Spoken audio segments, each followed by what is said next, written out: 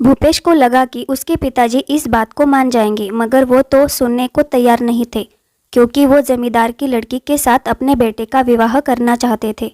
मगर भूपेश को पता था कि वो ये सब धन के लालच में कर रहे हैं, इसलिए भूपेश ने मना कर दिया। भूपेश चाहता था वो अपनी मर्जी से विवाह करे, मगर उसके पिताजी इस बात को नहीं मानेंगे।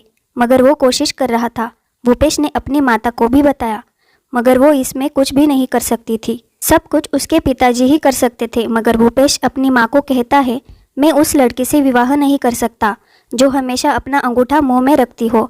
मगर पिताजी को इससे कोई फर्क नहीं पड़ता है, उन्हें तो बस धन मिलना चाहिए। इसलिए तो वो मुझे कह रहे हैं कि इसी लड़की से विवाह करो। अब मैं ऐसा नहीं कर सकता। अगर आपने मेरी मदद नहीं की तो मैं यहाँ पर रुकने वाला नहीं हूँ। मगर माता ने समझाया कि वो उनके दोस्त थे और बचपन में ही दोनों ने ये बात कही थी कि हम एक दूसरे से शादी का ये वादा ज़रूर पूरा करेंगे। लेकिन उनके वादे के बीच में तो मैं फंस गया हूँ। मैं उनकी दोस्ती के लिए कुछ भी नहीं करूँगा। मुझसे किसी ने भी नहीं पूछा था, मैं इसके लिए तैयार नहीं हूँ। माता ने कहा कि मैं भी ये रिश्ता नहीं चाहती हूँ, मगर कोई मेरी बात नहीं सुनता, इसलिए मैं कुछ भी नहीं कर सकती। मगर भूपेश कहता है कि मुझे तो ज़रूर करना होगा। अगर मैंने कुछ नहीं किया तो मेरी शादी उस लड़की से हो जाएगी और उसकी ये आदत मुझे जीवन भर देखनी होगी। मैं ऐसा नहीं चाहता।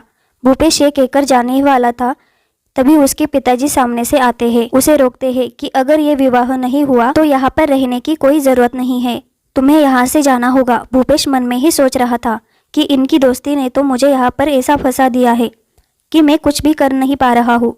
वो बाहर चला जाता है। तभी भूपेश का दोस्त मिलता है और पूछता है कि क्या बात है, बहुत परेशान नज़र आ रहे हो। भूपेश कहता है कि ये बात परेशानी की ही है, मुझे कुछ और सोचना चाहिए। अगर नहीं सोचा तो कुछ भी हो सकता है। भूपेश पूरी बात बताता है और उसका दोस्त कहता है कि इसका एक ही इलाज है कि तुम यहाँ से चले जाओ, नहीं तो शादी हो जाएगी।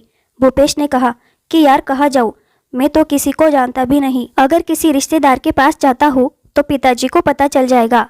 बाद में भूपेश कहता है कि अपने दादाजी के पास जाता हूँ, शायद वो मेरी बात को समझ सकते हैं। भूपेश को यही रास्ता नजर आता है। वो चला जाता है। जब वो अपने दादाजी के पास आता है तो दादाजी को पूरी बात बताता है। दादाजी कहते हैं कि उसे वही लड़की मिली थी, मैं उससे बात करता हूँ। भूपेश को अच्छा लगता है, मगर वो अपने प्यार की बात को कैसे कहे। दादाजी भूपेश के साथ में जाते हैं और कहते हैं कि आज मैं उससे बात करता हूँ। जब भूपेश और उसके दादाजी घर पहुँचे तो यही कहा कि तुम्हें वही लड़की मिली थी जो अपना अंगूठा हमेशा अपने मुंह में रखती है। ये क्या बात है? दादाजी पिताजी को डांट रहे थे तो भूपेश को अब अच्छा लग रहा था। अगर तुमसे लड़की नहीं देखी जाती तो मैं लड़की की तलाश करता हूँ। इस बात को सुनकर अब भूपेश की शादी रुक गई थी। अब उस लड़की से विवाह नहीं होने वाला था, मगर भूपेश को अपने बारे में बात करना तो मुश्किल का काम लग रहा था। उधर दादाजी उसके लिए अच्छी लड़की की तलाश कर रहे थे, क्योंकि वो नहीं चाहते थे कि फिर से कोई गलती हो जाए। भूपेश कहता है कि आपको लड़की की तलाश करनी नहीं चाहिए। आपको पता है कि हमारे पड़ोस में एक लड़की रहती है, हम सभी उसे जानते भी है। अगर आप उसे देख ले तो अच्छा ही रिश्ता हो सकता है। दादाजी को लगा कि ये भी ठीक है, अगर पड़ोस की ही बात है तो ये भी अच्छा होगा। दादाजी भूपेश के साथ वहाँ पर चले गए।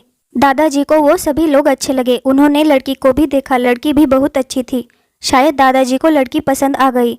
वो भूपेश के लिए ऐसी ही लड़की देख रहे थे। तभी भूपेश और दादाजी बाहर चले गए और बातें करते हुए घर पहुंच गए। जब घर आए तो दादाजी ने भूपेश के पिताजी से कहा कि मैंने लड़की देख ली है, अब इसकी शादी उसी लड़की से होगी। जब ये बात भूपेश के पिताजी ने सुनी तो कहने लगे कि आपने लड़की कहाँ देखी है? दादाजी ने कहा कि भूपेश लेकर गया था। अब पिताजी को समझ में आ गया।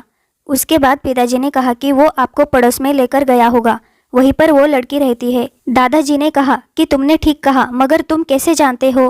पिताजी ने कहा कि मुझे पहले से ही शक था, मगर अब यकीन हो गया है कि भूपेश उसी लड़की को पसंद करता है, इसलिए मेरा रिश्ता इसे पसंद नहीं आ रहा था।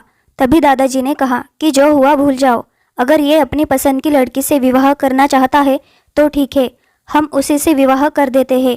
उसके बाद भूपेश की शादी आराम से हो गई। सभी मुश्किल भी दूर हो चुकी थी।